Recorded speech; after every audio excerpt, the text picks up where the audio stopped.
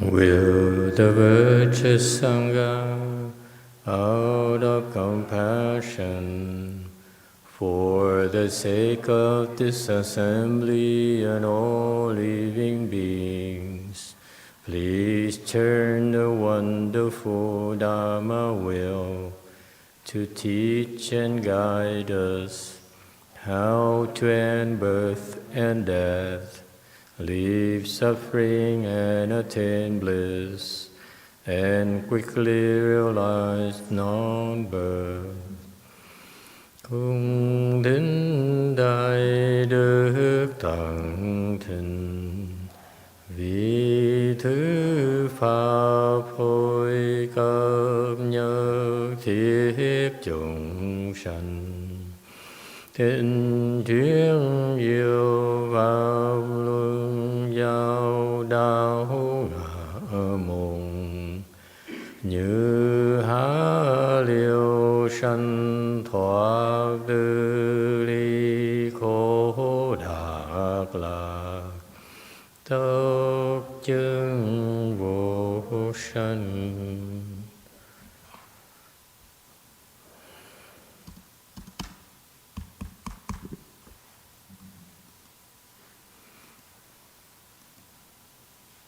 How much of the blessed, noble, and perfectly enlightened one? Nam mô Saranto Suchedoye Elahadi Samyao Samputosye.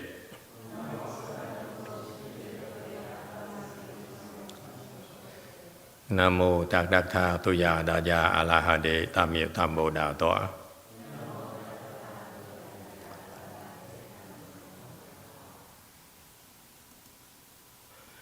The unsurpassed, profound, subtle, and wonderful Dharma, 100,000 million eons is difficult to encounter. Now that I am able to see and hear, I will receive and maintain it. I vow to fathom the thus come one true and actual principles. Wu sheng sheng she wei miao fa bai jian wan jian na zhou yi wo jin jian wen de shou chi Yuan Jie Ru Lai Chen Shi Yi. O Buddhas and Bodhisattvas, Venerable HuáiRàng, Venerable ShíanHua, Venerable Left-Form people, and all good new advisors, Emitofuo, 诸佛菩萨、六祖师父上人、各位出家人、各位善知识，阿弥陀佛。Sư Phật Bồ Tát kính thưa lục tổ thượng tiến hóa quý thầy cô và quý vị thiện tri thức A Di Đà Phật. Today is the 26th of July. We are in Rosemead, California, in Huái Mountain Temple to discuss Sixth Patriarch Sutra. We're currently on slide on chapter 7, slide number 409. We just finishing up on discussing Xíng Xī Qiān. Wait.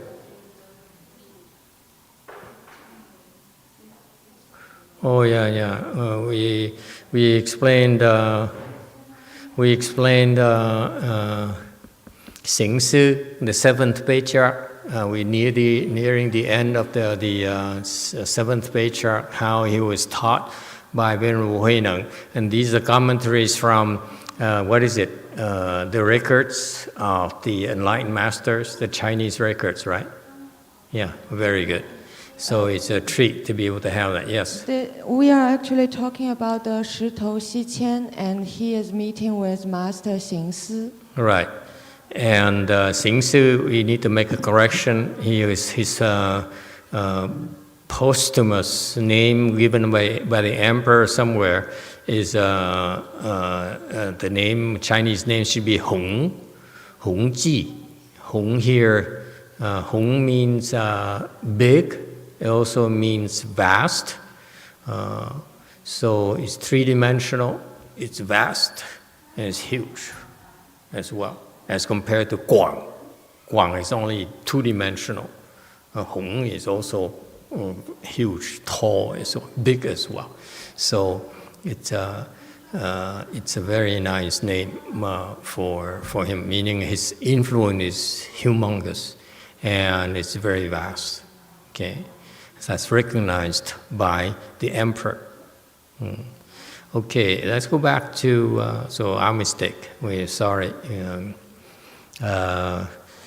We are discussing so far. We're discussing Shí Tou, which is Xí Qiān. Xí Qiān Shí Tou is a very famous Chinese Chan master as well. He's a disciple of Master the Sixth Patriarch, but he became enlightened under Xíng Sí's guidance, I believe. Right? Something like that? Okay. Okay. I just want to again reiterate for you these things here that I don't think the Chinese even pay attention to that. The Chinese patriarchs, I read a lot of these explanations of the Sixth Patriarch Sutra, and many of the Chinese explanations don't quite spell out the way I spell it out for you. This is we are witnessing, we are learning, we are studying how a great Chinese patriarch, the Sixth Patriarch, utilized a certain teaching to teach his pupils. So, for example, by merely talking to Xíng Sī, the seventh patriarch, who came and asked him a question right away. I said, how do I avoid successive stages? And the Sixth Patriarch asked him 2 questions. And in that process, Xíng Sī, the seventh patriarch, became enlightened, just like that. So we are learning, we are witnessing how a great patriarch used the Dharma of certain teaching to train his pupils. You can learn about the certain teaching from Shakyamuni Buddha and when he taught his disciples, but you see what we're witnessing is through the Sixth Patriarch Sutra, which I have yet to see anywhere being brought up explicitly, that you have so many ways that he used that certain teaching to train his pupils. That's incredible. So I'm reminding you that because it is something that you keep on investigating, going back to it, especially after you become enlightened. Even after you become enlightened, you will find out that the more you study it, the more you see how clever, how ingenious he employed a certain teaching to train the next generation. That's incredible. When my master taught me, he never taught me the certain teaching. It's not until I investigated the Sixth Patriarch with you during lectures that I realized, oh my God, this is so beautiful. Okay, so I'm learning just like you. So if you go back to this time and time again, you see that it will sink in eventually. Okay, and unlike you, I don't have a lot of time to go through these things. But if you want to investigate the Mahayana Sutras, especially you specialize in Chan, and you have some level of wisdom, I would highly recommend it. I would rank it as one of the important sutras in Mahayana, beyond the 3 great sutras of Dharma Flower Sutra, Shrangma Sutra, and Avatamsaka Sutra. This is, I would rank as number 4, because this is the only place where you can witness so many ways he employed to teach his pupils using a certain teaching. It's so ingenious, it's so beautiful.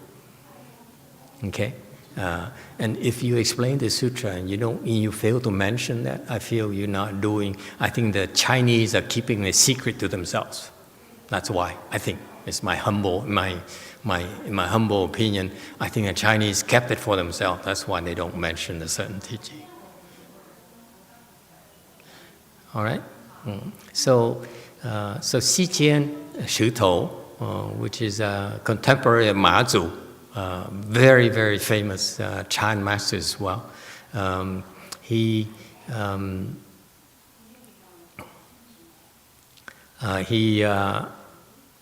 was practicing after the Venerable HuáiRàng died.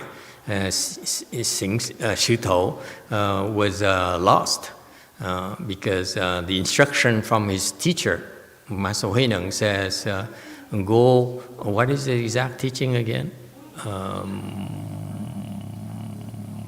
Go seek Sư. It is beautiful instruction from the great Patriarch again. Go seek Sư. And it's so typical of the Asian languages, okay, of the sophisticated languages, is that it has multiple meanings, whether it's Sanskrit or Chinese and so forth.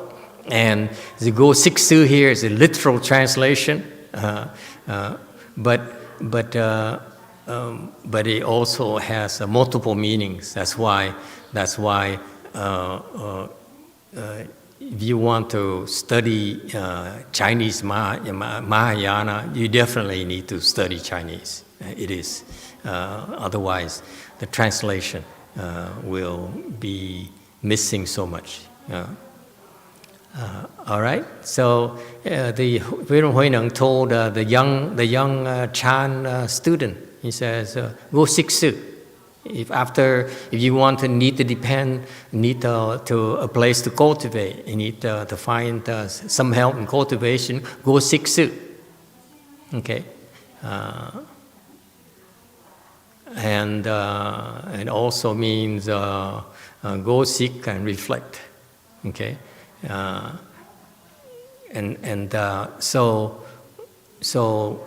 So after a while, the young Shí Tou then couldn't figure out what the instructions were because too vague for him. So he couldn't figure it out. So the old assembly leader at the Nanhua Sư, where the Sixth Patriarch temple was, he says, it probably means you go seek Xíng Sī, the Seventh Patriarch. That's because this the Shou Zhong or Shou Zuo, he understood it from a Sixth Patriarch perspective, that where Xíng Xī Qiān can go look for some help, some shelter. But he also couldn't understand, to me personally, actually the broader, the next level, beyond Xíng Sī, is for Xí Qiān Shí Tou to go seek and reflect. Okay? Meaning that the essence of Chinese Chan is to go to seek good known advisors and reflect on those. Okay? Going back to slide 408, 409, so accordingly, Xí Qiān Shí Tou went to An Yin Sư. So he went to that temple where Xíng Sī was teaching, and to get help. And Xíng Sī looked at him and asked him, what did he bring from Cáo Xi, from Nanhua Sư, from the Sixth Patriarch temple? Did you bring money? You bring food? Bring gift? You bring a boat? What did you bring? Okay. We're on slide 410. What's the Chinese for that? Do we have the exact Chinese? 行事问他从曹溪那里带着什么来呢? Okay, so he says, from that place, from the Sixth Patriarch temple, what do you bring here? So for me personally, it means that if I ask you that, it means that did you bring money? Or do you bring food? Or do you bring some kind of incense or offerings to me? But Xíng Sī meant something else, of course. And let's see how Xī Qiān reacts to that. Okay? So we end on slide 410. Xī Qiān replied, before I arrived at Cáo Xi, I originally did not lose anything. 原未正失落什么? Okay. So he says, before I came, this is the interchange between two Chan masters. Okay. So of course I'm not at a level to be able to really explain to you thoroughly, but let's try to understand it the best way we can. So Xī Qiān didn't answer the question directly. He says, before I arrived at Cáo Xi, I didn't lose anything. Okay, originally. And so Xíng Sī then asked him, then why do you want to go to Cáo Xi?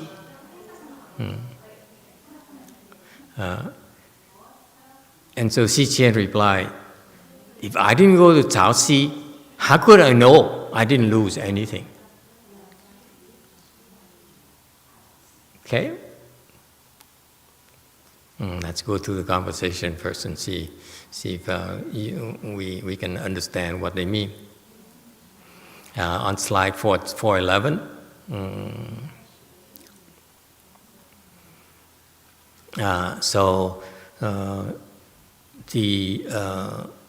the seventh patriarch saw Xī Qiān 显见及言下，正当言尽，自信去解，故身行是等级。Okay, so the seventh patriarch Xíng Sī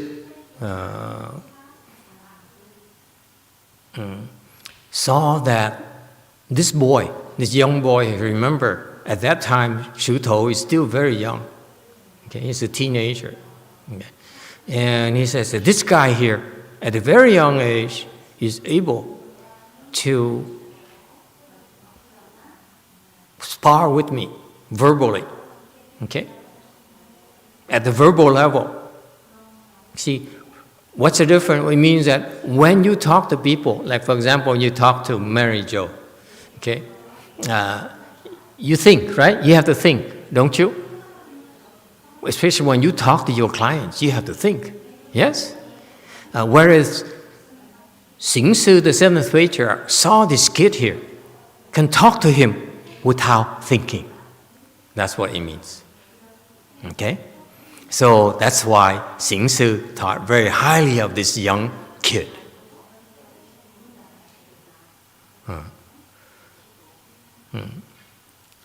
And so Xíng Sī joyfully exclaimed, although many are with horns, only one lin is enough. What does it mean?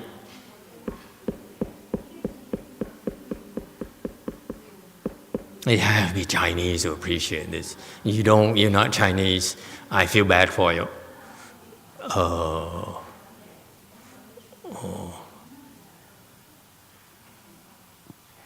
Not my fault.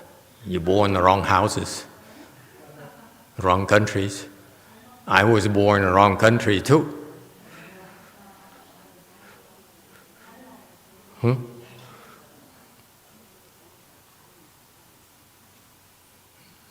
What does it mean?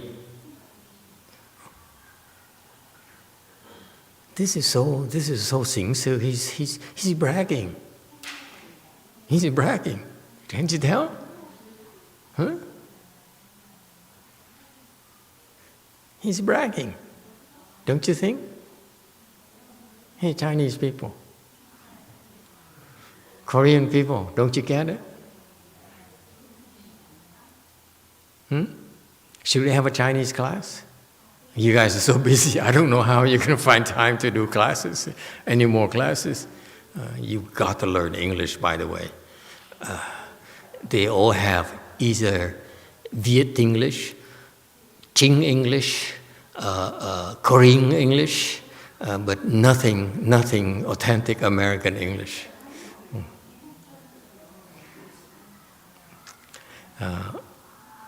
He says, what it means in Chinese is that, the Patriarch says, if you're dangerous, you have a horn, so you're very dangerous. When you attack people, you have a horn you can use. Okay, so you have more weapons on your head. So he says, at my temple, this place, okay, this place, I have many students with horns already. Okay, he recognized that. He says, my pupils have horns. Okay, but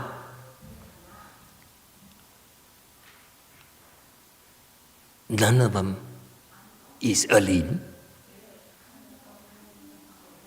So he says, I recognize my pupils as developing horns, but none of them has potential. None of them really is a lin. What's a lin? Can we have an image of a lin, please, for the non-Chinese people? Huh? Please blow it up on the screen for the ignorant, okay, and the deprived.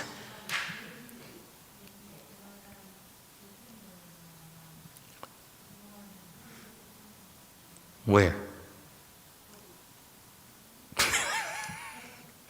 That's a giraffe, you idiot.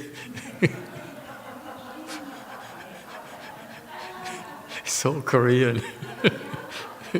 That's a giraffe again. Don't show me a picture of a giraffe, and the rest I can't read. What's a lin? Huh? Come on, Chinese people. It's so cool. That's a taller giraffe.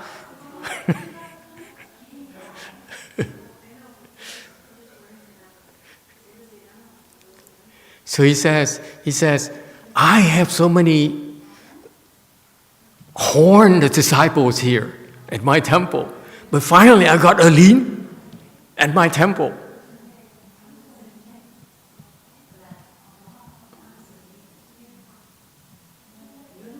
You couldn't find any lin?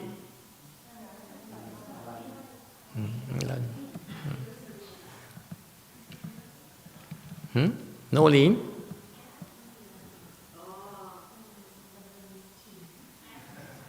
Huh?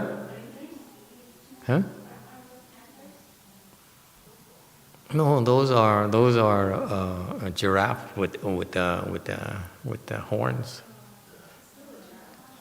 It's still a giraffe. It cannot lin. The Chinese cannot find a lin. I think the young Chinese know what a lin is anymore. So anyway,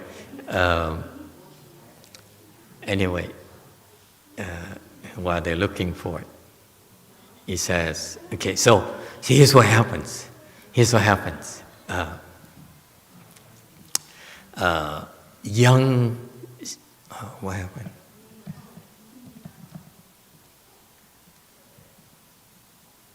Are we going to have a photo of a lin or what? It better be what I'm thinking of.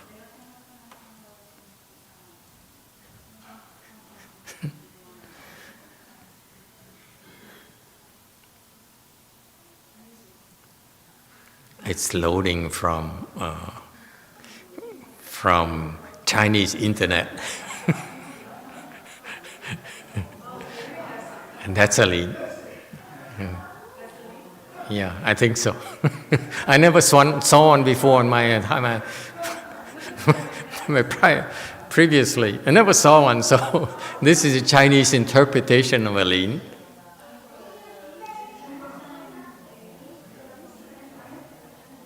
Okay. It's not a unicorn. So you see, it has some very ornate horns, okay, not like regular horns. And then it has a head of a lion. Huh? Hey, you like this along? Huh? Yeah, hey, lean.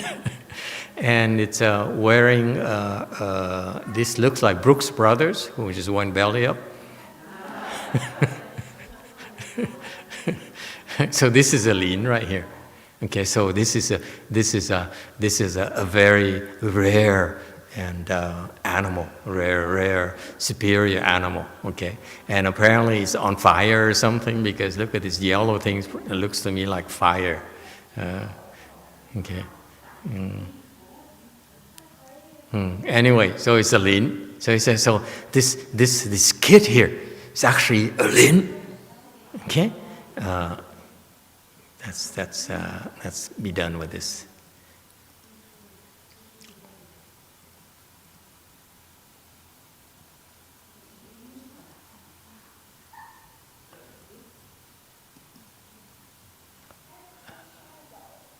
Okay, let's get rid of this.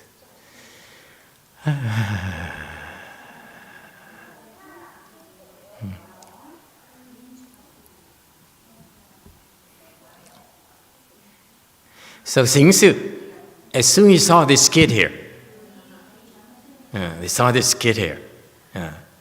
I bet you, I'm willing to bet $1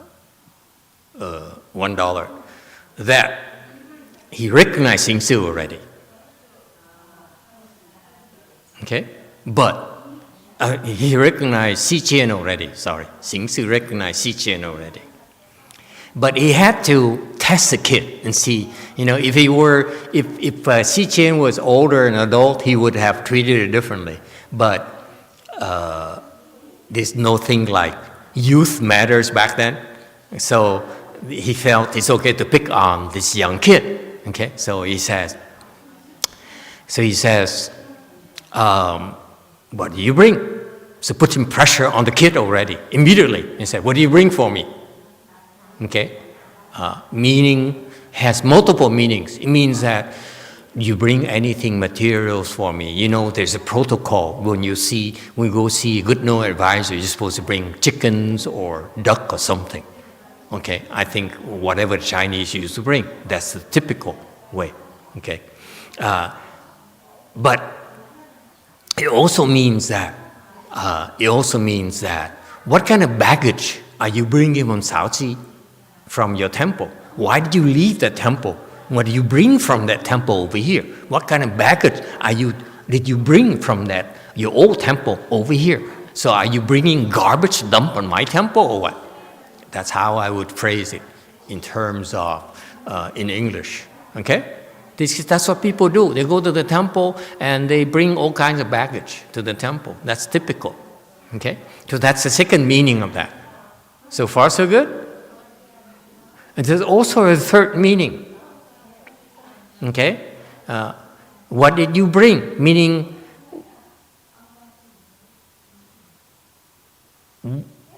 what did you bring in yourself? Where are you? Okay? What have you got from our teachers? So far, so good? So that's why the Chinese, these patriarchs, they say something very simple. What do you bring? What do you bring from your temple? It has so multiple meanings. That's why I'm sure that the Chinese understand right away. For us, we English and non-Chinese speaking people, we say, let me look it up in the dictionary. But for these Chinese, they hear it all every day, so they understand the multiple meanings themselves. So far, so good? I need to elaborate for you because you're not Chinese. Okay, next. So This is a trick question. He just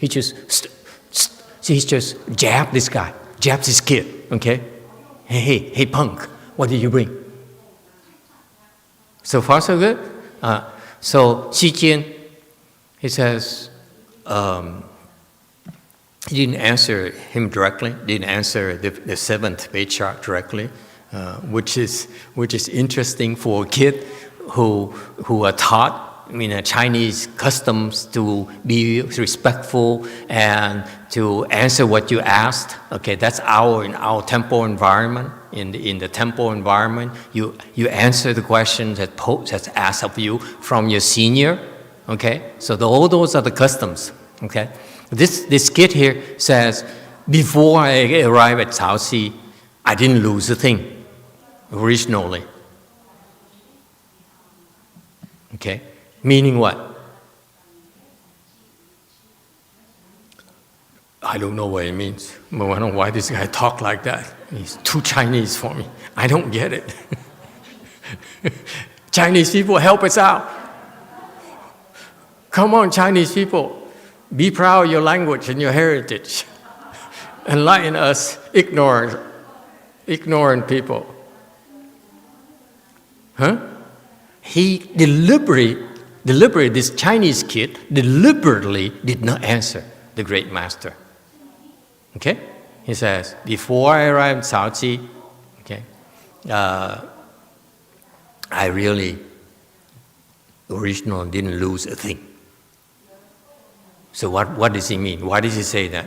Okay, Vietnamese to the rescue, while the Chinese are looking up the Google thing.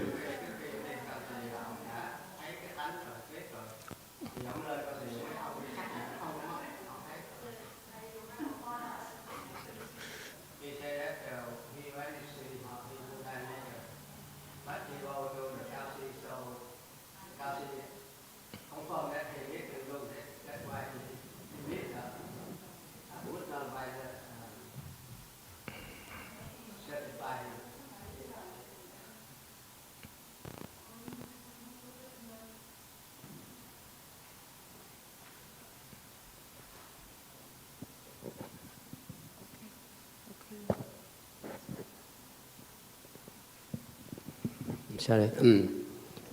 Here, Xính Qiān said that before that, I didn't lose. He already see what he have.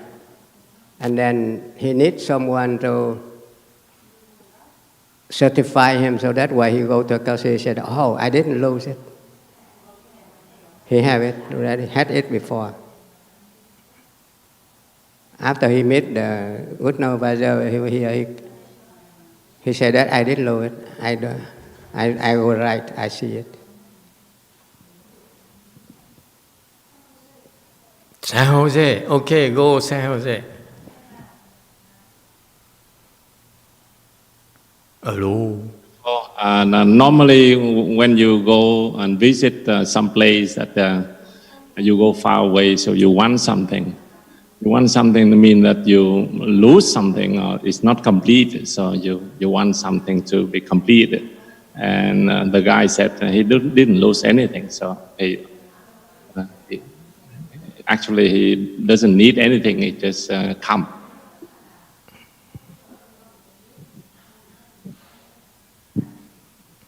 Okay, yeah, you understand? Now this is not the Vietnamese. What happened to all the Chinese people? Or Korean people? Huh? The Vietnamese are getting it, are beginning to get it. Oh,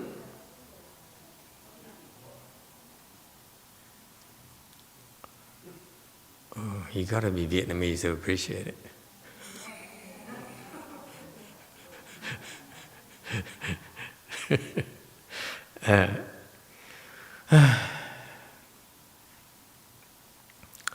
So the question is, what do you bring from Cáo Xi?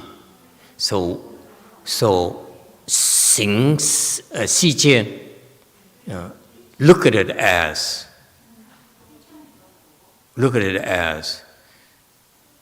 the question is about me, okay? Not about food or money or whatever, cars or boats, whatever. It's not about that. It's not about baggage. This is a great patriarch. This is seventh patriarch. He's interested in me. Is that clear? Okay? So he answered. He answered that meaning. It appears as if he's not answering the question, but actually he's answering the question. Okay?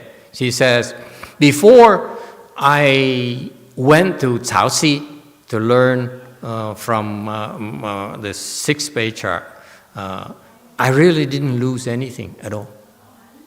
I wasn't, meaning what? Yes, sir. Black. Okay, here's my opinion, that I think he means that he didn't lose his personality, didn't lose his attachments, didn't lose his desires. Yeah, didn't lose his wallet. I didn't say that. You didn't say that? Said he didn't lose his attachments. He didn't lose his desires. Desires. Uh-huh. He says, before I went there, I went to the Sixth Patriarch's temple, okay? I didn't lose anything, meaning what? I was complete. I didn't lose anything whatsoever, meaning I had everything.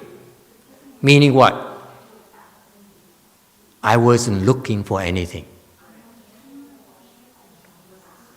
So he answered the seventh patriarch question with something vague as well in return. That's why it makes it so beautiful. You see that? You give me something vague, I answer you something vague. You don't like it. You're not impressed. You have to be Chinese to appreciate it. Even the Chinese don't get it.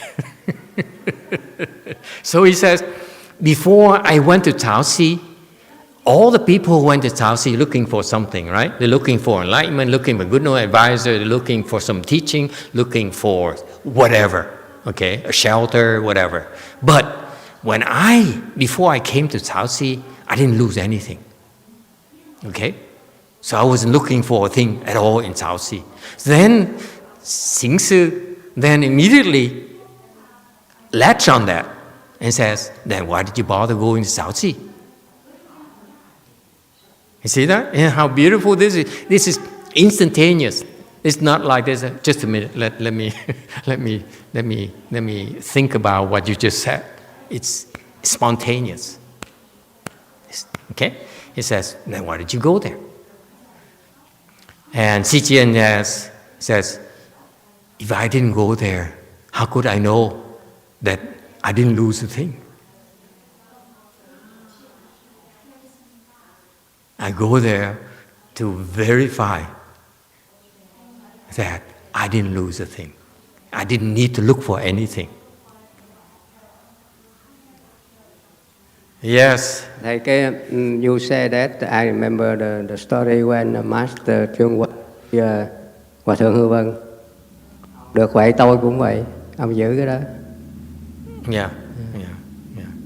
No, but with Xu Yun and between Xu Yun and Master ShíanHua, it is between adults. This is so much more fun when you have Xíng Sī, which is very old, actually, like he close to 70, 80 years old, whatever.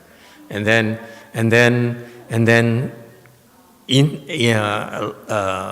spar with the words with a kid who is a teenager, okay, and the kid in slide 411, Xí Qiān saw that the kid was able to spar with him verbally without thinking.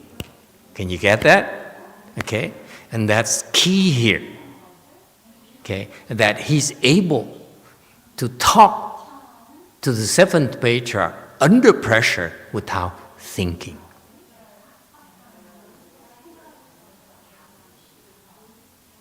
Okay, and that's why he thought highly.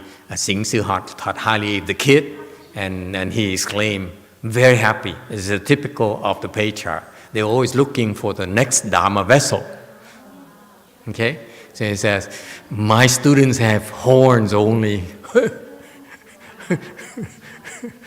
So many of them have horns. Okay? Many. So this is very Chinese. Although many, meaning that so many, is very Chinese. They understate everything. Am I correct, you Chinese people? No, Taiwanese agree, but the Chinese, I don't know, this guy doesn't look like Chinese when he talks about us. So he says, many of my students have horns, okay?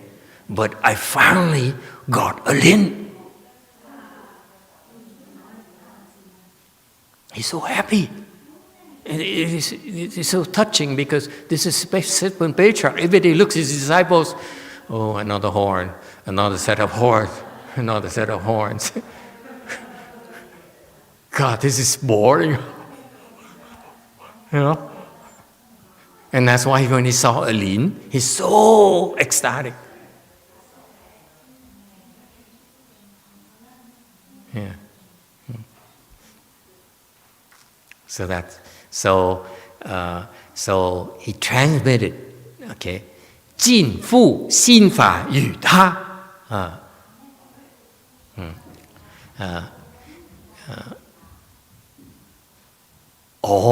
So it conferred all the mind Dharma to him. It misses the Chinese meaning behind it. And the word jin in Chinese has a lot more connotation. It's just all. Jin here, what's the Chinese mean? Let me explain to you for you Chinese people. Jin here means exhaustively. Okay? Meaning everything he knew about this mind Dharma, okay, he gave them all to this kid.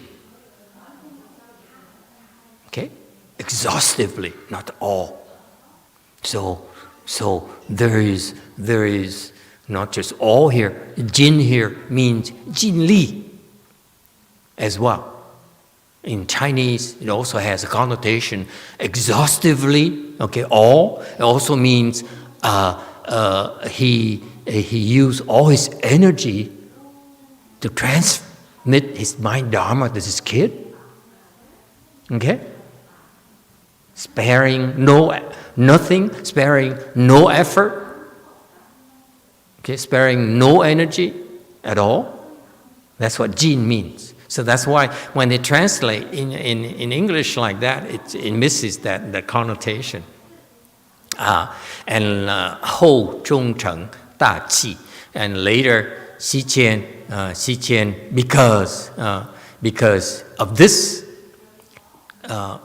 teaching from the Seventh Patriarch, he became a great master himself.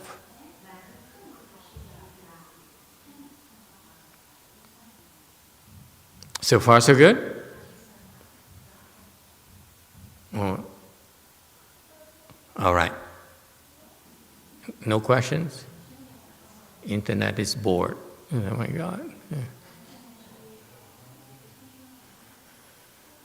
Okay. And then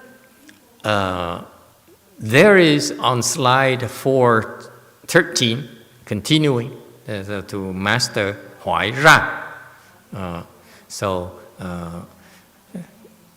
Let me read it for you. Chan Master南嶽HuáiRàng. Okay, another famous Chan master back then in China. There's so many great Chinese Chan masters. Okay, in 677 to 744, so he's about 70 years old, 67 years old. 67 years of life. Dharma heir the great master Sixth Patriarch HuáiRàng. His last name when he was a layperson was Du. Okay, from Jinzhou Ankang. Okay, okay, it's very Chinese. They give you the last name and the place and the county or whatever the area is. I don't know why the Chinese do that. Is there a reason why you guys do that? For me, from American perspective, then that's where you go and look for a spouse, because they must have great roots.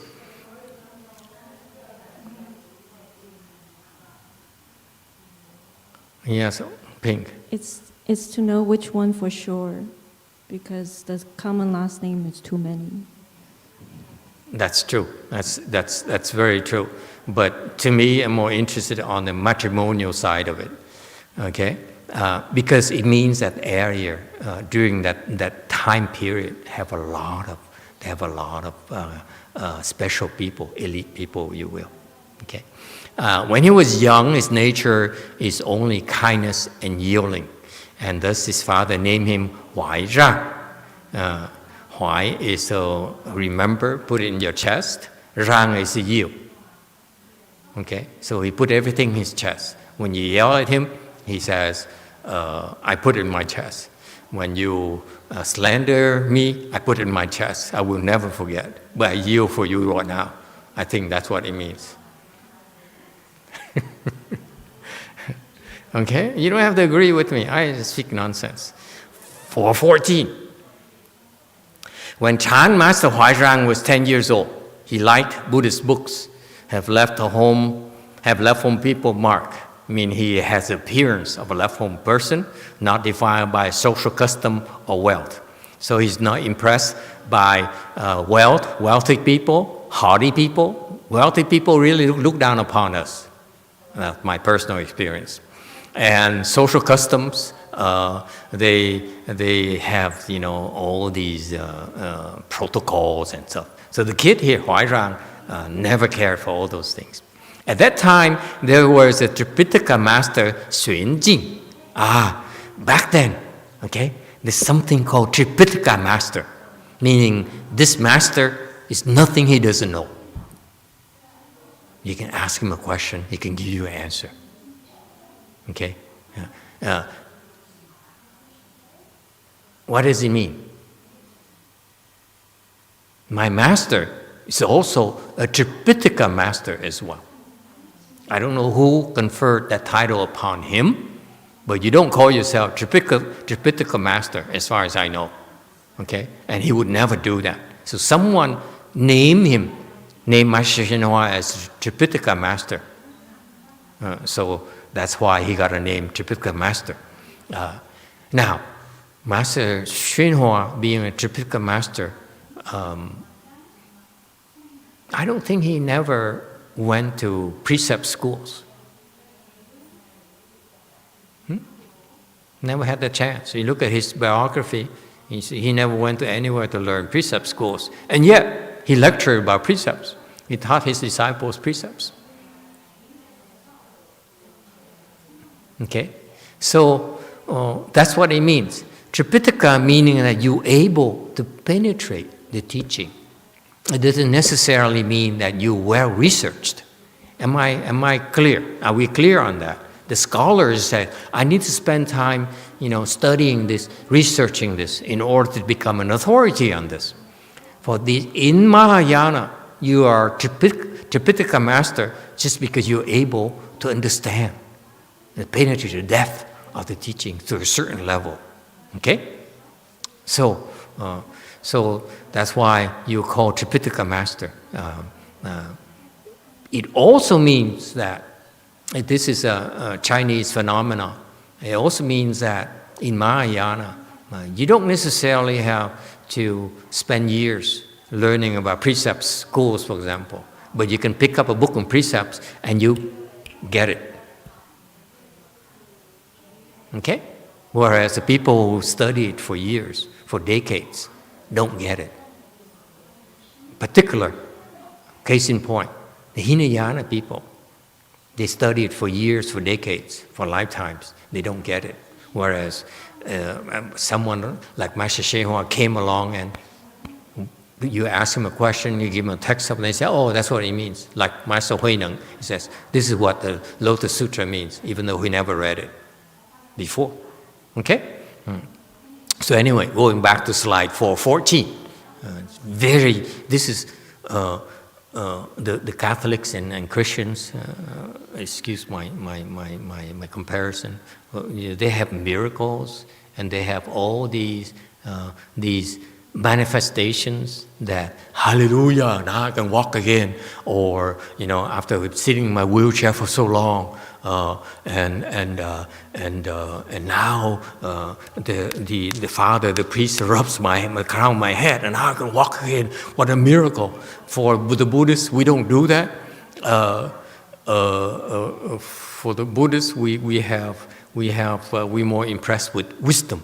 We don't try to impress people with material things, manifest those things.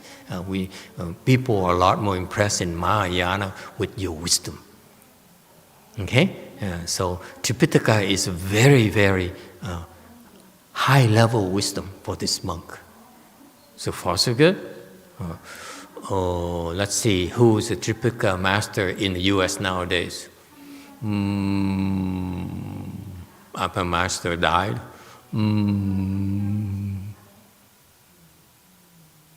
Can't think of anyone. So he was Master Xuan Jing was doing traveling practice. Xing Jiao Lu. Meaning this master walks. He doesn't have a temple. He walks. Okay? He carries, he pulls this Samsonite thing on wheels behind him, and he walks. He doesn't have a temple. Okay, that's his practice. So how can he find time to study the Tripitaka, the Vinaya, or whatever? You see, he walks everywhere. And passed by his home, and saw Chan Master HuáiRàng with very superior marks, superior and different comportment, because even as a kid, he looks superior already. Okay? All right? And therefore he knew that the kid, the boy, is not an ordinary boy, so the Master HuáiRàng told the kid's father, 4:15, this boy, if he leaves home, will surely attain Mahayana. And he will save a great number of sentient beings.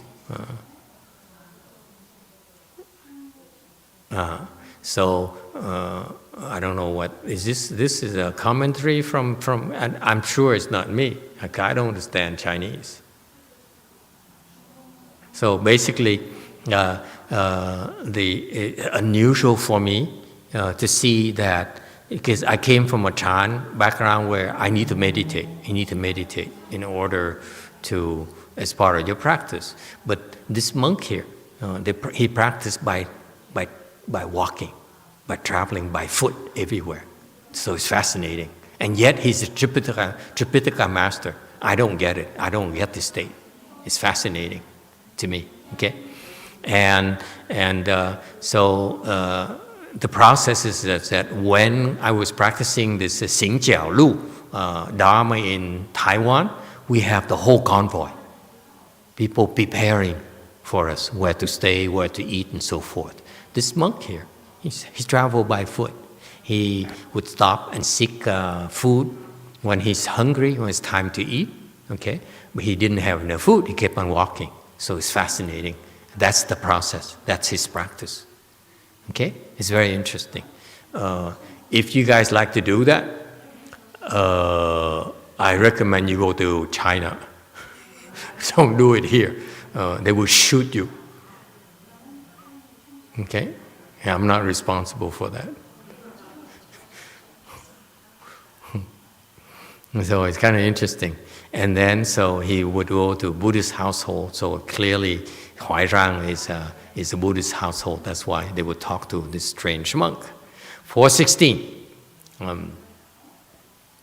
When Venerable HuáiRàng was 14 years old, he ran away from home and went to Jingzhou Yuquan temple. And so he ran away very early, okay, from home. what happened to Alung? Yeah, planted the seeds for your future, boy. You definitely are not a lean, for sure. You don't even have horns. And follow this precept master, Vinaya Dara, Sanskrit name, Hengjing. Okay, Heng here is not is different from the Heng disciples of Master ShíanHua. Hey, yeah, we heard cha. Huh? No, now he has cake, so he doesn't eat.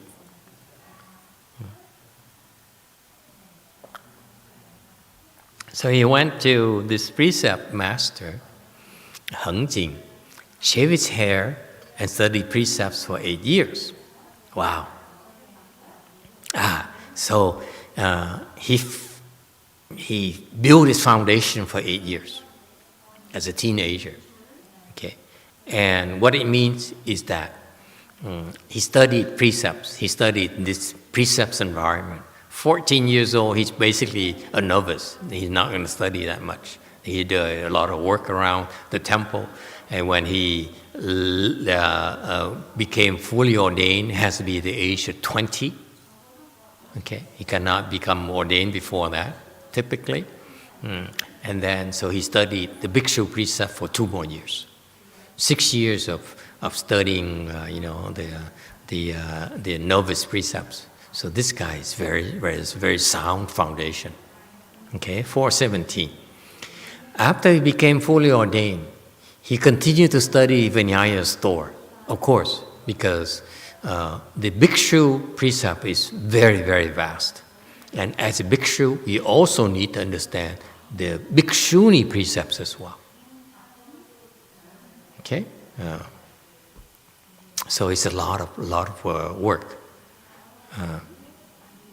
So after fully ordained, he continued to study the precepts. Later, he discovered that the way he studied with this precept master is a lot of, intellectual stuff. Okay, a lot of knowledge, because this is typical of these precept masters, is that they dig into the scriptures, but they don't understand. Okay, they cannot penetrate the depth. So HuáiRàng himself decided that it's not helping. He says that I have this urgent problem of resolving my birth and death. Okay, in his early 20s, he also already saw the importance of birth and death as an issue. Okay? And he says that I've been studying here for 10 years, close to 10 years, and still I'm not making headway. I'm not making progress in solving my big problem. Okay? On 418, I accept the precepts. Now 5 summers, so now he's 25 years old approximately. Vastly studied the Vinaya, displayed strict comportment as a Vinaya. You're supposed to do that, study, and that's what you show it through your comportment. But thinking about the true principle is yu su zheng li, nan ji yin.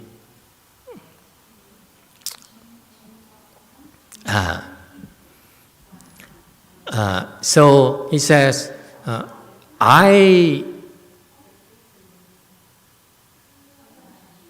vigorously studied the precepts of 5 years as a bhikshu.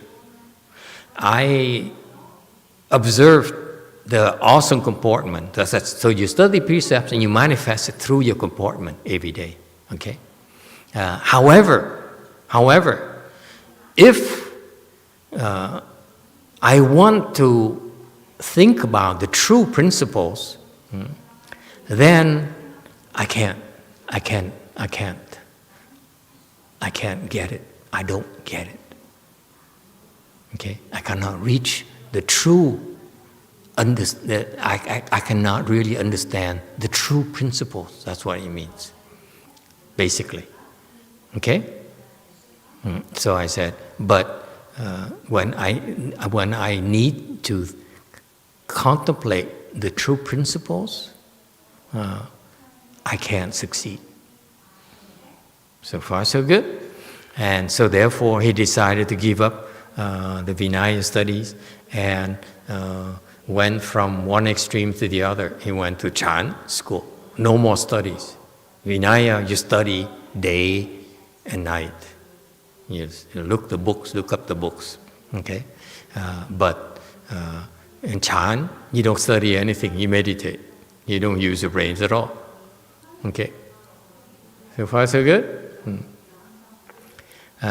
Commentary, slide 419. At the time, his cultivator, Chan Master Tan Ran, knew about what his aspiration was lofty and far-reaching, thus advised him to visit and study at different places, and also suggested that he visited a Song Mountain monk called HuáiRàng. Okay, so a Chan Master colleague realizes this guy is sincere, he's ambitious, okay, and therefore he said, you go to the Sung Mountain of HuáiRàng to study from him. Oh, this is not a commentary anymore. This is the next guy, isn't it? Why is it commentary? Oh, okay, I got it. Because this is just the introduction. Excuse me. We are studying the next pupil of Master Huínao. Okay. All right. So we now on slide 420, Sutra text.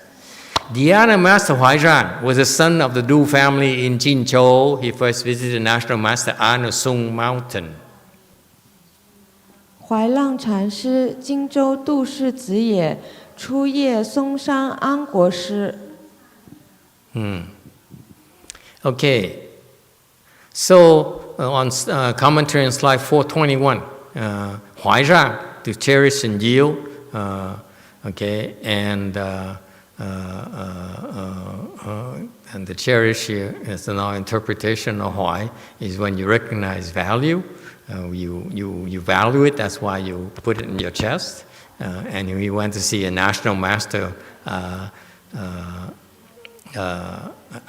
of Sung Mountain. Okay? 422, Sutra text. Who told him to go to Cáo Xi to pay homage. When he arrived, he bowed, and the master asked him, came from what place? 安发之潮汐参叩。 让至参礼，师曰：“圣处来。” 圣处来. Okay, so National Master An, he's a National Master because he has a lot of connections. He knows, he has a good survey of the landscape, and therefore he says, you have potential, HuáiRàng. You are the potential to be a great Dharma vessel, and therefore you should not waste time with me. This is the mark of a good teacher. Okay, he says, for someone like you, you should go see someone you deserve a better teacher than I am. Okay, and so he says, you should go to Cáo Xi to Chan Kou. Chan Kou. Chan is to investigate or to cultivate. Kou is to bow. Okay? So pay homage is baloney.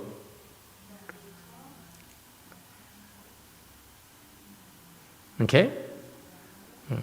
Chan is to cultivate.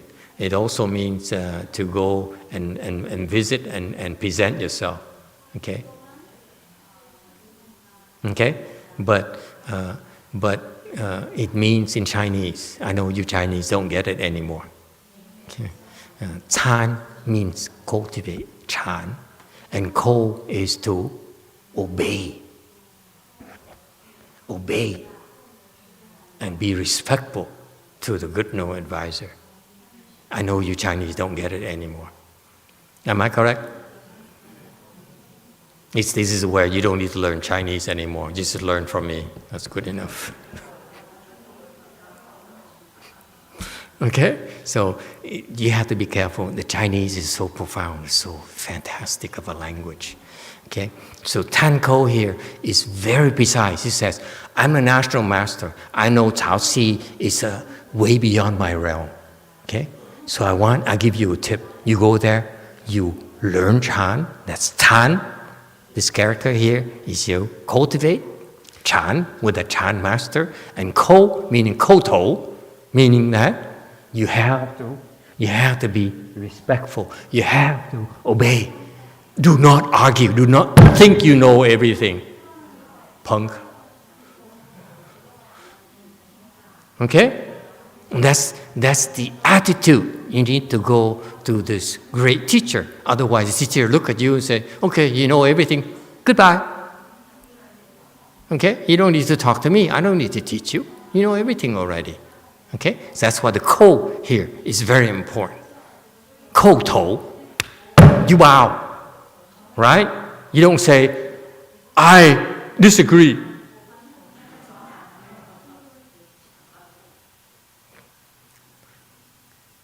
Well, let me think about it.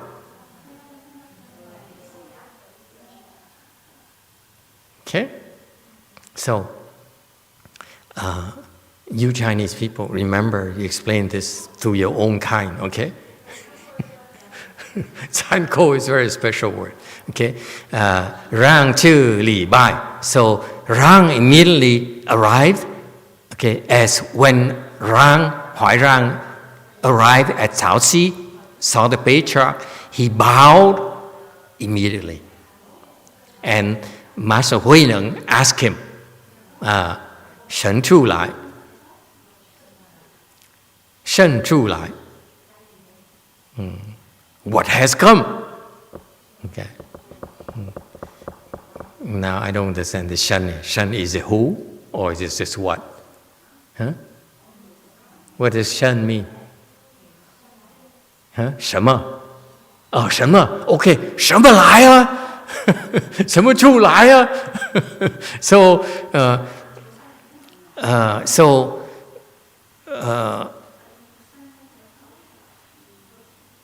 what has come? Is that a good translation? To me, 什么出来 meaning which place did you come from?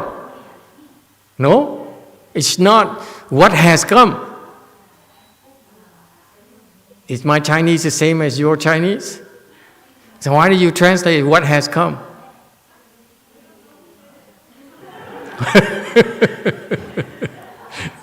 Clearly it's a Chinese person, it's not me.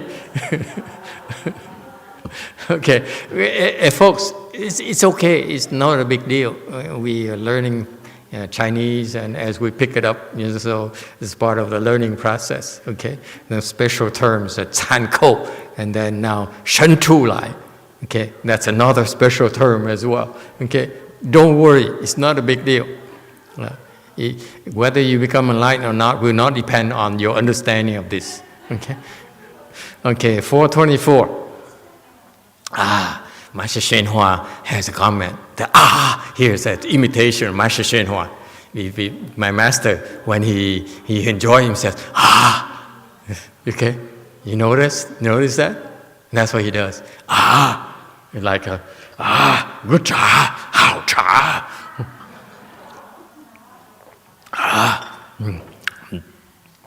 At Nanhua Temple, the site of a platform of the Sixth Patriarch, there was the dhyana meditation, and not dhyana, Chan meditation, and work on mountain slopes every day. This is interesting. Sixth Patriarch Temple, okay?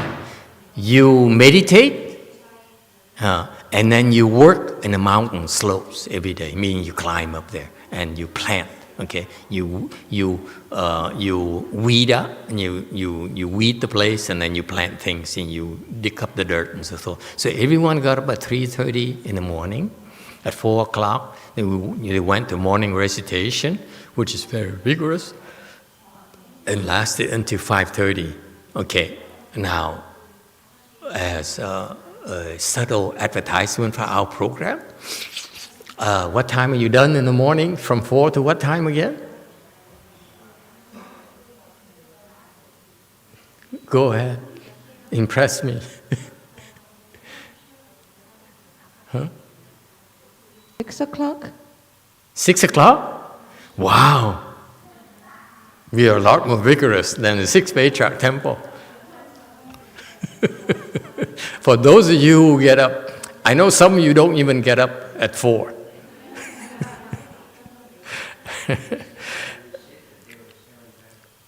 And the old monk said, after 6, the boys and young people go get some rest. He sits until 7:30, and then he goes eat. Okay? They sat meditation until sunrise. 5:30 to sunrise, that's about half an hour, okay? Yeah. After they have eaten some rice gruel, that's why you wait till sunrise before you can eat breakfast, okay? There was another hour of meditation. So after eating, they sat for another hour. Meaning what? This is very important. Meaning that you cannot eat much. If you eat much, you cannot sit in meditation for an hour after you eat. Right? Have you tried? You eat a lot and then you sleep. You cannot meditate. Let's face it. Right? That's from my personal experience. After I eat lunch, I go home and... okay, that's... at 8 a.m., they went out to the mountain slope for 2 hours, and then 10 o'clock they worked 2 hours. I saw my novices sleep from 8 to 10 in the morning when no one's at the Buddha hall. And there are about 2,000 people. It's so cool. So now you understand why they have to work in the mountain slopes, planting things so that they can eat them. That's what the Koreans do in your Korean temples, yes? Our temple, we don't do that. In our temple, what do we do? Only ShíTou gets to plant vegetables. And she's probably busy planting right now. Okay? So 2,000 people, can you imagine? 2,000 mouths to feed every day? That's scary.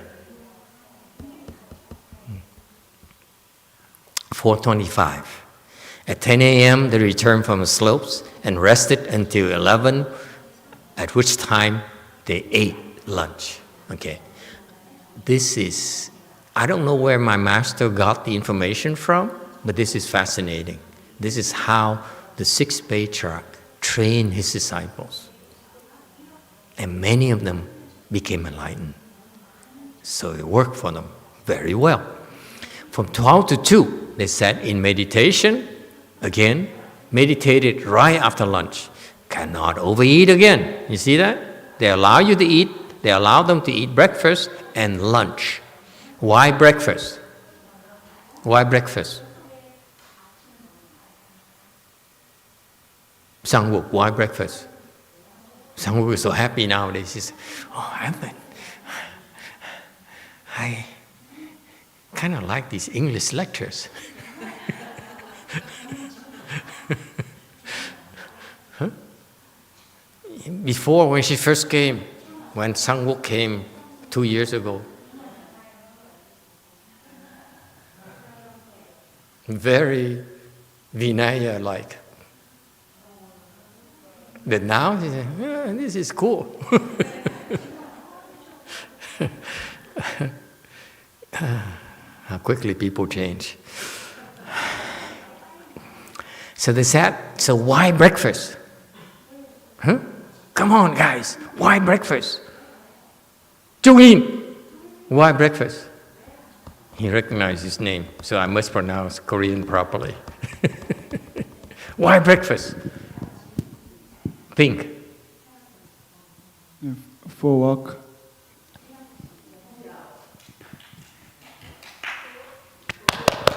For walk. For walking. For work. Hey, work. Very good. They need to eat breakfast in order to do physical work. You got it?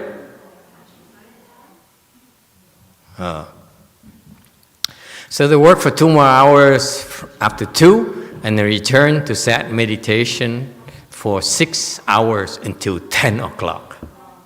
No evening ceremony. How's that? So every day they meditated how many hours? Someone has a calculator? 2 hours. How many hours is that? You're the engineer. 9? 9? No hours? In German? 9? 9? I hear the dad tell his son, 9! You understand how long? 9? 9? 9 hours every day. And they work 4 hours. Yes? 4 hours of physical work and 9 hours of meditation. 2 meals. That's fascinating. The Chinese are tough. No wonder they all became enlightened. And you guys are too soft nowadays. 1 hour meditation, oh, it hurts, it hurts. Wait, we're not done yet. 10 o'clock at night. Afterwards, some did their own work, okay, meaning they have to finish what they're working on, or they bow and homage the sutras, meaning they have their own personal interests they pursue as well. Performing repentance ceremonies, meaning great compassion repentance, until midnight. So they sleep every day how many hours? 3.5 hours. That's it. Trung Yin, can you sleep 3.5 hours and work like this?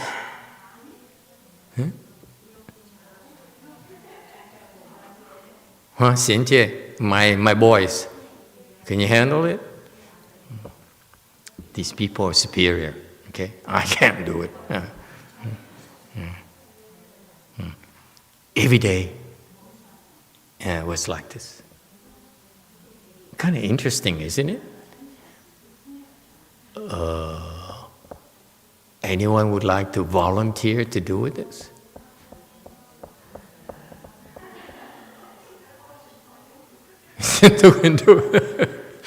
Then that's how you grow horns. Okay? The way we do it, I don't see any horns for 15 years already. No horns. So starting tomorrow, we change.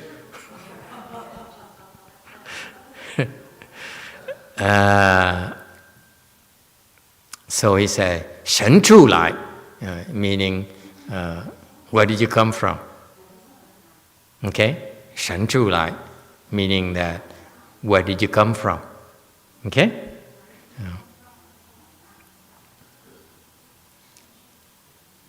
生出来, meaning, where did you come from? And the man says, 嵩山, because that's National Master An's place. Go ahead. 曰嵩山. Okay. Moving on. So I came from National Master An's temple. Sutra text 428. The master said, whose is it and how does it come? 师曰：什么物？你们来。人们来。Huh? Is either 您 or 能 is two. Rẩn, not nấn. Either neng or ning. Only two pronunciations. Okay, so Shama Wu. Rẩn mà lại. Rẩn. I don't know rẩn. What does rẩn mean?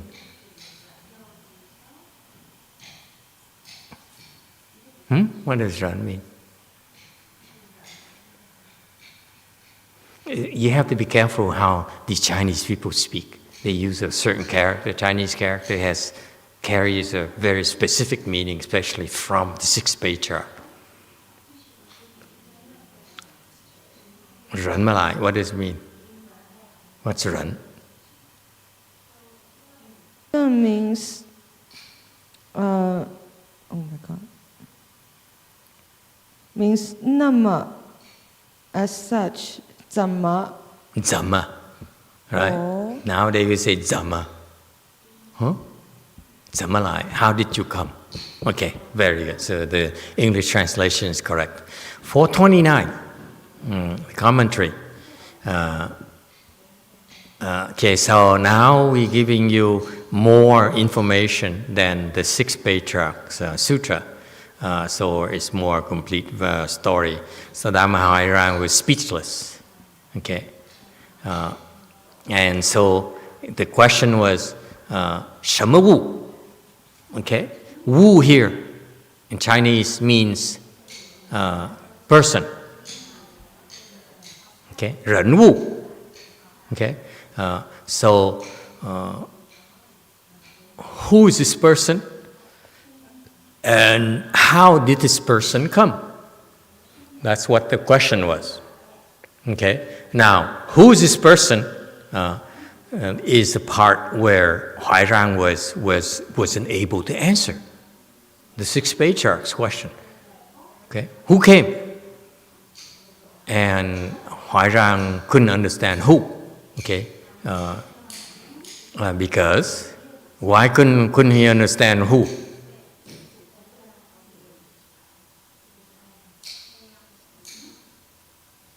It's very Chinese. I'm hoping the Chinese still get it.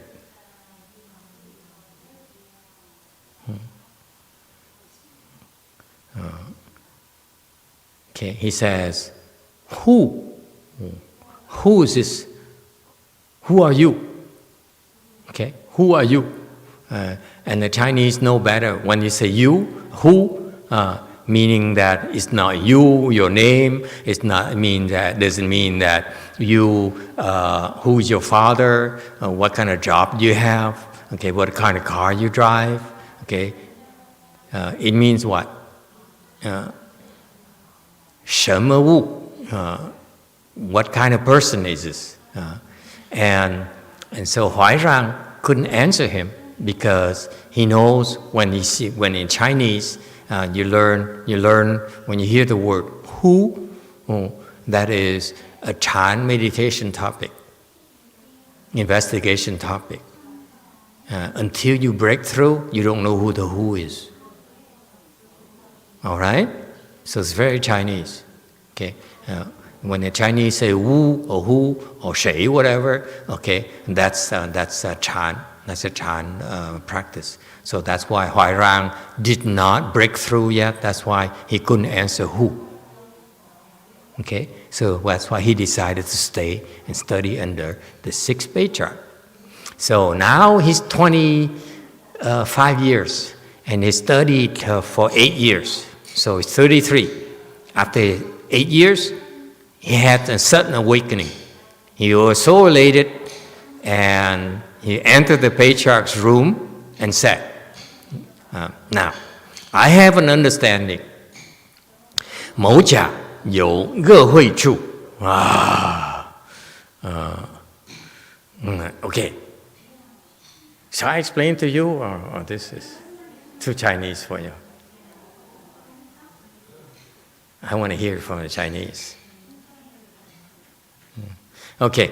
So, 8 years later, okay, he had a sudden awakening, meaning took this kid, this person, 25, 8 years, 33, which is very fast in Chinese chant. Very, very fast. This is a remarkable student. Very, very fast.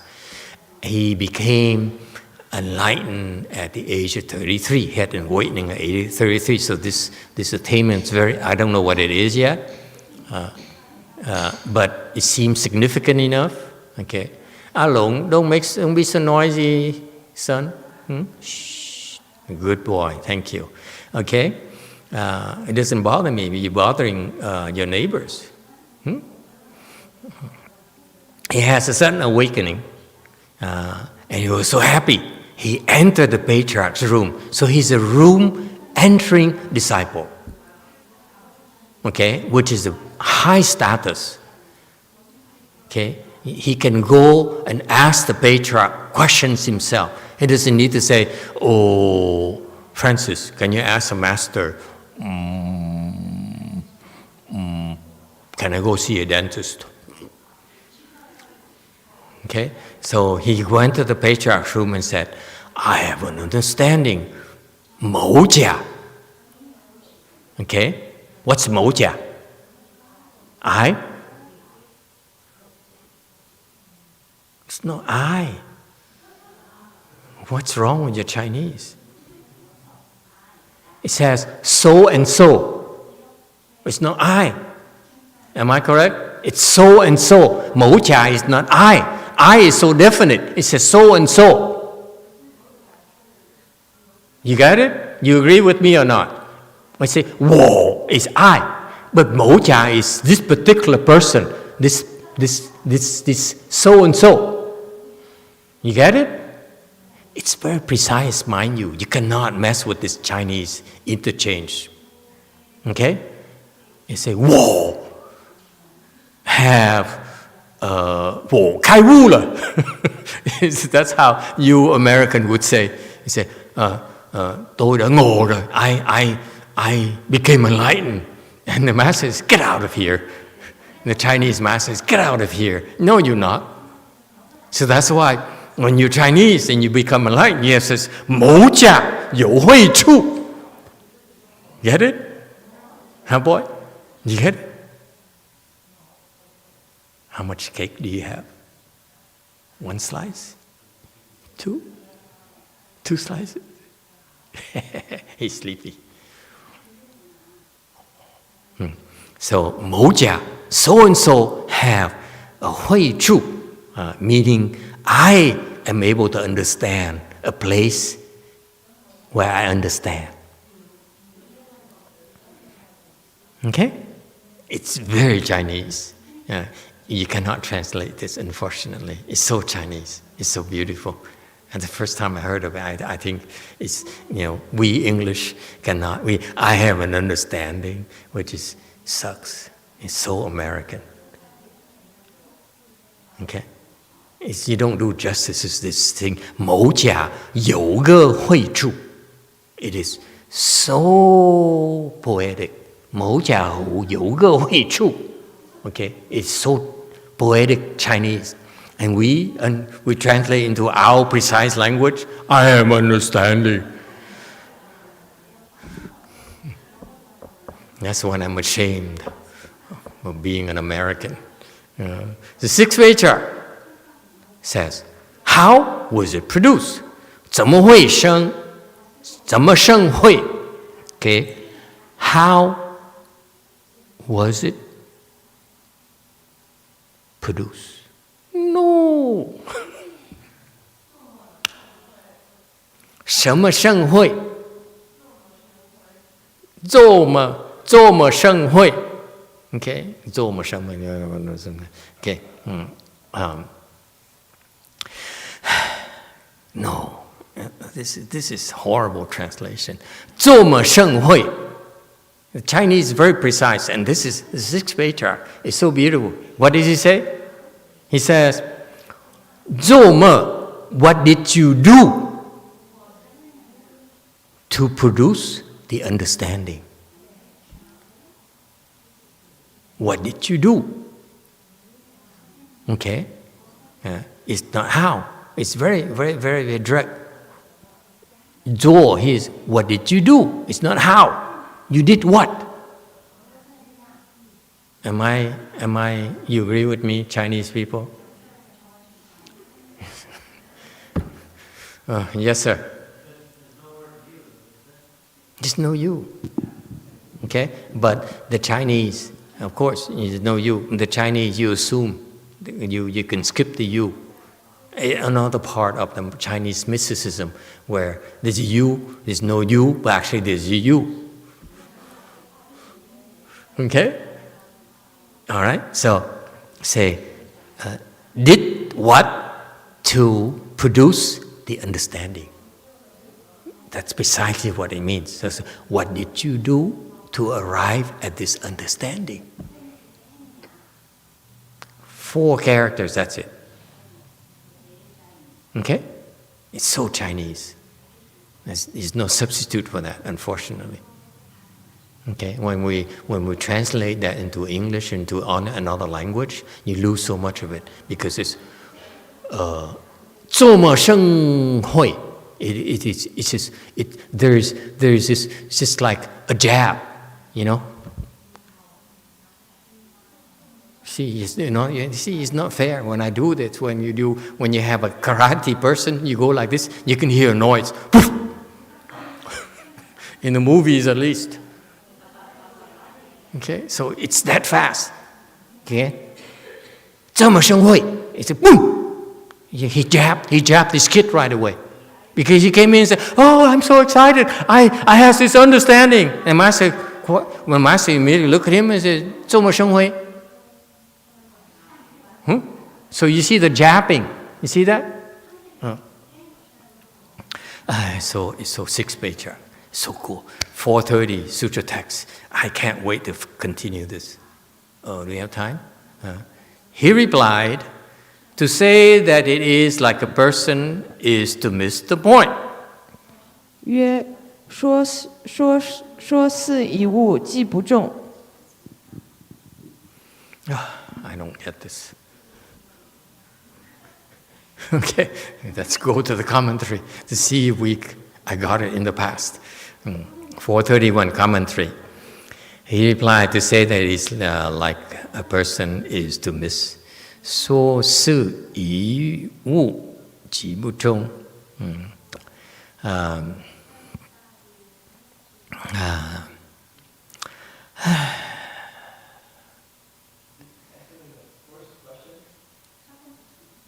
What first question? This is the answer to the very first question when he arrived. Yeah, this is the first question. Not this is this. I jumped. Okay. Thank you for pointing it out to me. Okay. See, 什么物，人们来. Okay. And so he replied. Okay. So the boy, the man replied. The young man replied, to call it a person, okay, is not correct. Okay, so if you allegorize it as a person, you treat it like a person, then you're missing the point. Okay? So, I explain here as HuáiRàng is counter-attacking. Did I explain this? There is no who, there is no person.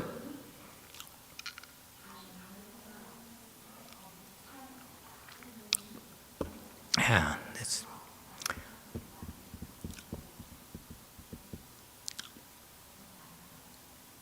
Anything you'd like to say?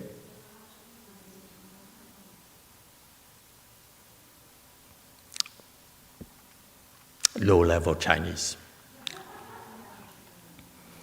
Okay, moving on. 432, Sutta text. The Master said, then can there still be cultivation and certification?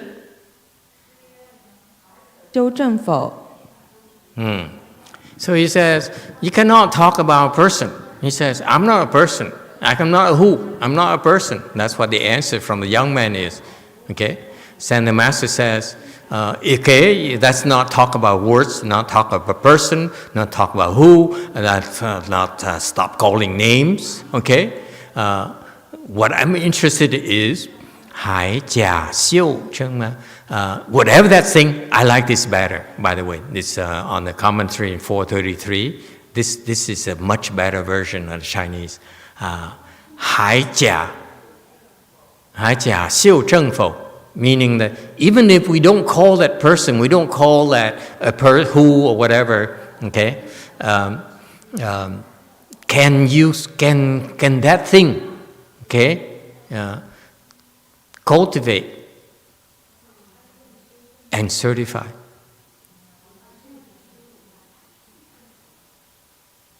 Okay? So you see the difference between the Sixth Patriarch and that kid. Okay? The kid is very verbose. The Sixth Patriarch is just one phrase after another, a very short phrase after another, and the other guy is more verbose. Can you see that? Never mind. 433 Sutta text. He replied, cultivation and certification are not non-existent. Any defilement will prevent attainment. Excuse me, so Chinese. 曰：修正既不无，染污既不得。 It's so Chinese. As soon you mention anything, they throw you phrases. They say, the sutra says so and so. Sutra says, 修正既不无. Okay, and this is like, the scripture says so. And 染污既不得. I mean, it's you could read this anywhere. Can you see that? I'm making fun of Chinese, in case you haven't noticed. As soon as you talk to Chinese, they said, as soon as you say something, they throw 修正既不无，染污既不得. I say, will you shut up, please? Okay? And this is a Chinese weakness. They read too much. Okay? Because you know why? Because they say, oh, it's like. You say that because it's like. Okay?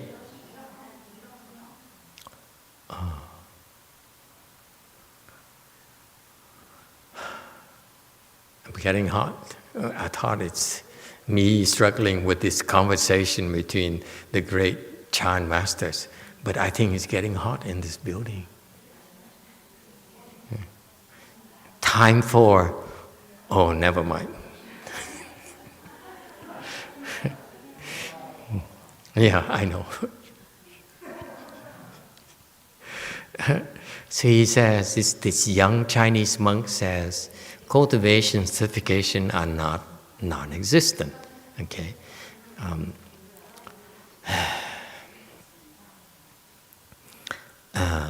He says that to cultivate, to certify, okay, this who here, this person here, you cannot say it's not there, nor you say it's there. Okay? It's so Chinese. It's nonsense. Chinese nonsense, you will. You can talk to the Chinese, they throw things at you like this all day, and you get nowhere. Okay? I'm serious.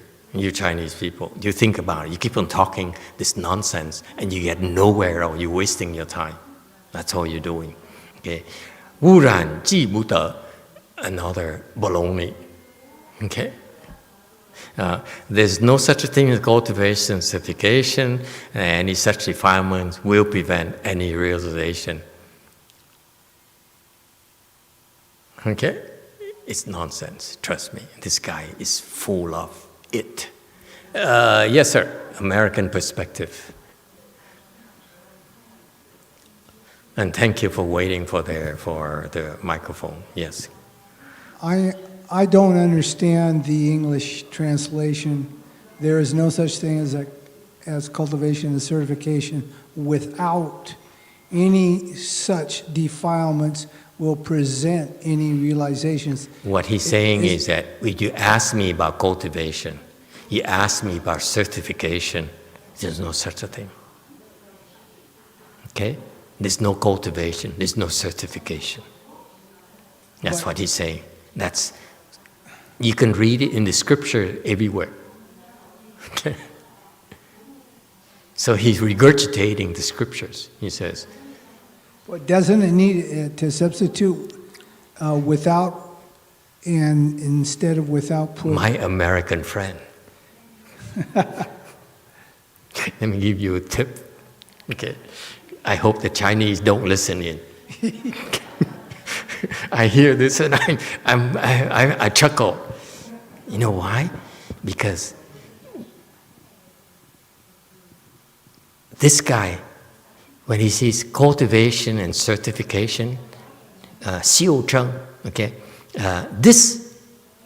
he's thinking about cultivation and certification.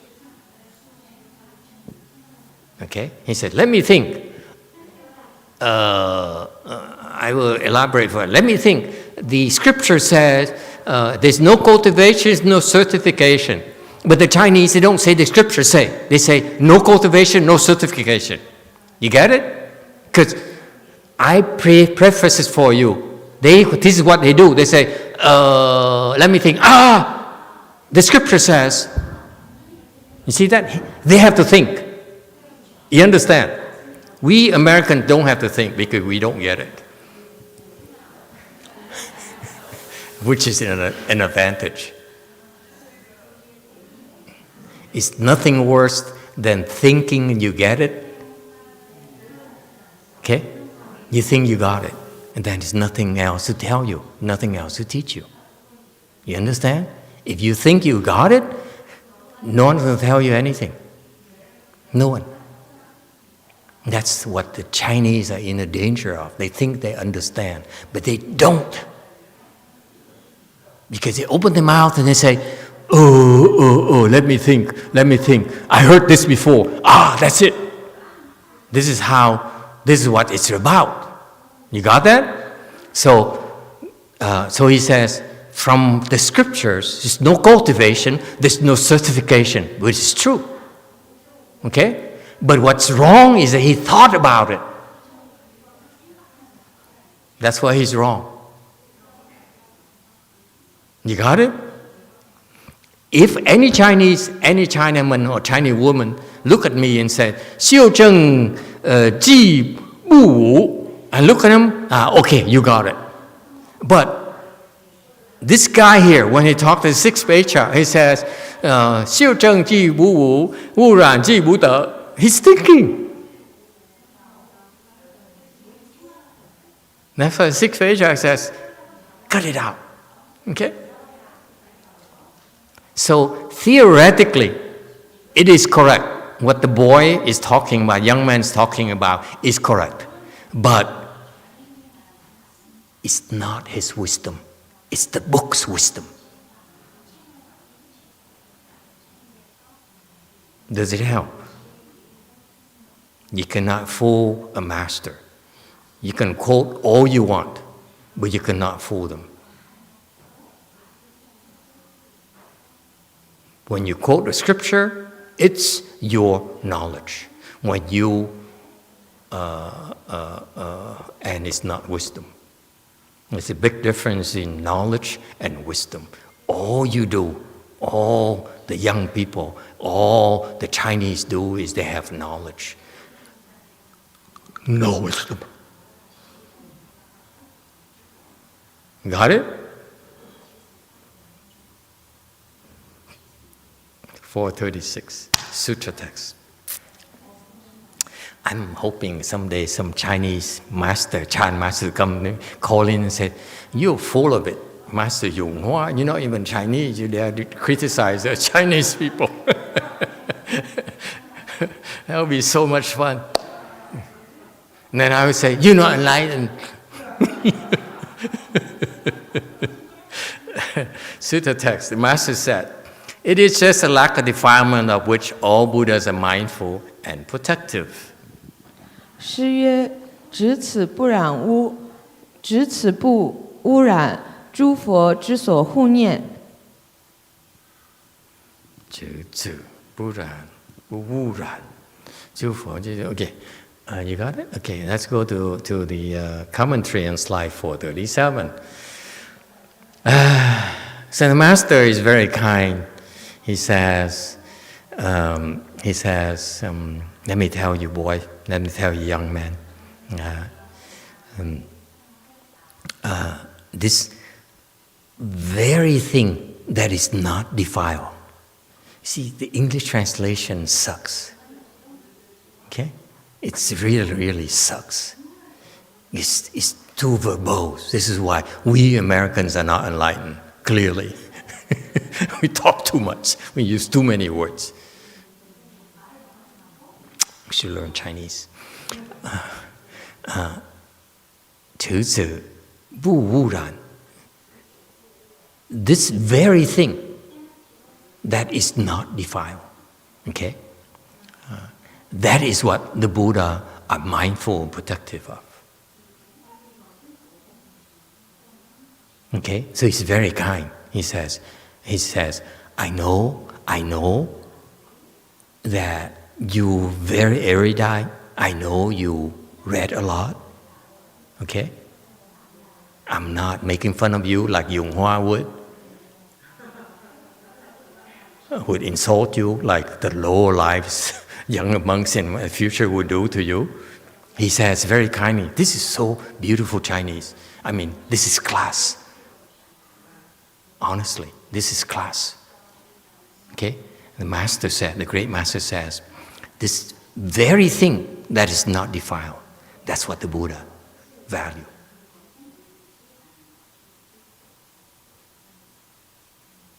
Okay? So he's not saying, you stupid, you're quoting the scriptures, you know, it's would be no class to say those things. In case that Sixth Patriarch says, you know, you touch on a key thing, it's non-defilements. Okay? I will ignore the rest of what you told me. I will pick on your theme of non-defilement. That's the key of Chan meditation. Why? Why so beautiful? Korean people. I see them closing their eyes, so I worry. Oh, I hope he doesn't turn his attention to Korean people.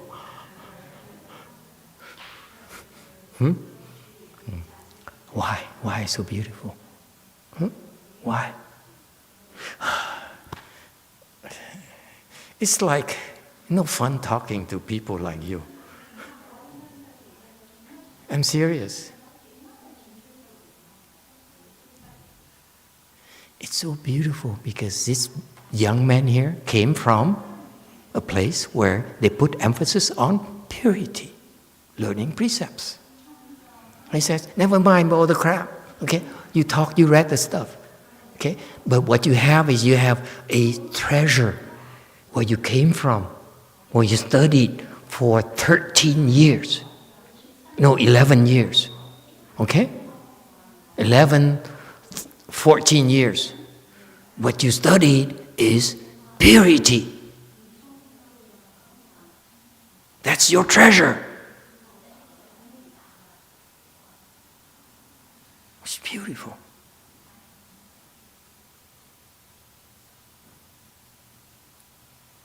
Never mind. It's okay. Yeah, work. Keep thinking about that.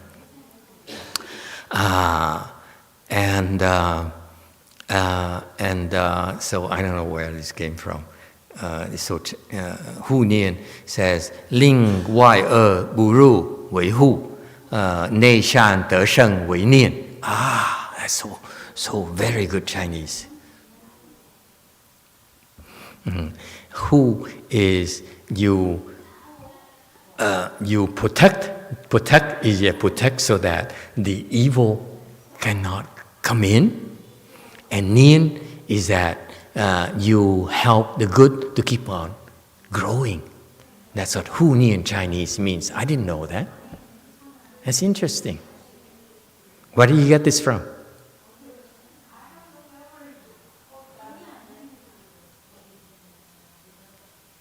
Oh, well, we always learn something new. Got that? It's beautiful. Okay, folks. I know I'm biased, but everything Master HuáiRàng does, it's so precise. It is so accurate. Every single word he used, every single character he used, has a purpose. Has a very profound purpose that we don't have in English. Honestly, there's no way we can express that the way he does in English. It's not possible. Our language is not conducive to that. Only Chinese have that. We don't have that. Okay, folks? So when we translate it for you, you miss out. You really miss out. All right? So now he used a longer sentence. 是曰执子不污染诸佛之所护念. I mean, he says, I'm telling you, young man, I'm telling you, okay? Purity is the name of the game. That's where you came from. You learn about purity for over 10 years. That's your treasure. And the Buddhas know it. He didn't say, I know it, the Buddhas know it. It's so beautiful. It's when I wish I were Chinese. Okay.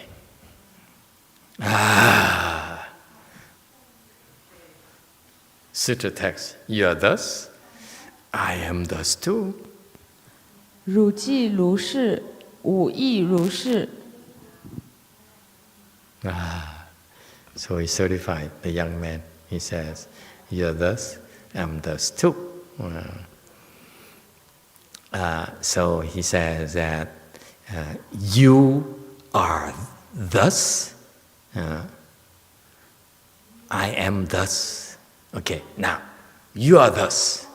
Okay, 如是, you are the way you're supposed to be. 如是 means thus, the way you're supposed to be. 如是, okay, enlightened. You are supposed to be a Buddha. 如是 is that you are supposed to be a Buddha. Như thì có nghĩa, cái này quan trọng. Như thì có nghĩa là phải, đáng lý phải là Phật. Như thì Phật, giống như Phật. You got that? 如是 in Chinese means you are supposed to be a Buddha. 如是佛. 如是一尊佛, 一尊佛, something like that. I'm not Chinese, okay? But 如是 here means that you are thus, you are supposed to be a Buddha. 如是, okay? Thus means 如是 means it's from 如是 means you're supposed to be a Buddha. Is it clear? It's so Buddhist. You're supposed to be a Buddha. You're supposed to be a Buddha. You're supposed to be a Buddha. But you're not. Okay? So you're not 如是. Okay? Now, that's the first part. You are a Buddha. I certify you to be a Buddha. Okay? 吾亦如是. Why? Why? Huh? HuáiRàng, by the way, is also the seventh patriarch, one of the seven patriarchs, who later taught some eminent monks, Chan monks as well. 我无亦如是. What does it mean?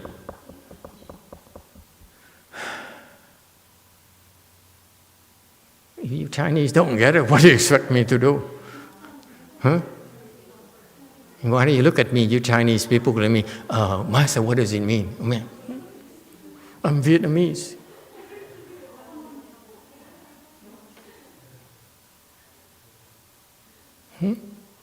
What does it mean?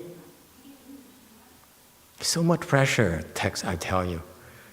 Every time I lecture on a Chinese sutra, the Chinese look at me, wow, what else is Chinese? What else Master going to tell me about my language? Well, 亦如是, I am thus too. Meaning that, what? It's the praise. It's the praise. I am a master. I'm the master. You came to me for instruction. This is the Sixth Patriarch's position, right? His status, his stature is, I'm a master. I am the authority. You come to me, and I say, you are what you're supposed to be. You are a Buddha. So am I. So we are the same. It's a praise. It's not like, I'm also enlightened. They're not like that, I don't think. Okay? It's just a praise. Okay? We are the same. But the kid better think, no, we're not. Okay? So it's also what? A test. These Chinese masters are very dangerous. They praise you, they say, oh, don't praise me. Whoa, whoa, whoa, whoa. The American would say, whoa, whoa, whoa, whoa, whoa. Back up, that's back up. First part, okay. Second part, forget it. That's what I would do. I said, whoa, whoa, whoa, whoa.